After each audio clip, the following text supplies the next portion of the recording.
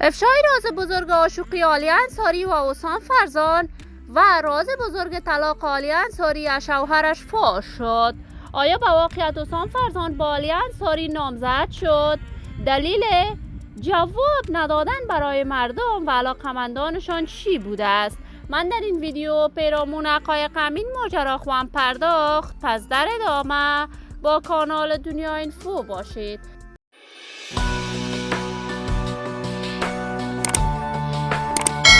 سلام و سلامتی نثار هر یک از شما همراهان خوب کانال دنیا اینفو. برای حمایت از من علامت سابسکرایب را فشار دهید تا ویدیوهای دیگر کانال دنیا اینفو را فراموش نکنید.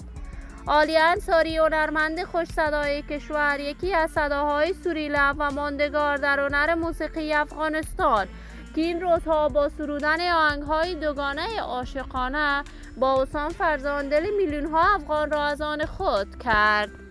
عالی انصاری بعد از آن که از همسر اولش جدا شد به کارهای هنر آوازخوانیش پرداخت و توانست در مدت خیلی کوتاهی رشد خوب در هنر موسیقی افغانستان کند و جایگاه هنری خاصی برای خودش پیدا کرد. تازه تصاویر عالی انصاری و حسام فرزان در صفحات مجازی نشر می شود که این دو با هم ازدواج کردند، ولی تاکنون معلوم نیست آیا به واقعیت عالی انصاری با حسام فرزان ازدواج کرده است یا خیر. ولی بارها عالی انصاری و حسام فرزان جواب مثبتی برای دوزاران و طرفداران صفحاتشان ندادند. این هم در حالی است که حسام فرزان در کشور کانادا زندگی می کند و بعد از تحولات سیاسی در کشور به کانادا مهاجرت کرد.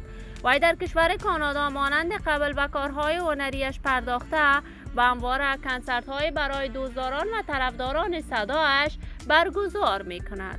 ما هم در انتظار نشر تازه ترین آهنگ‌ها از این هنرمندان با استعداد و موفق کشور خود خواهیم بود.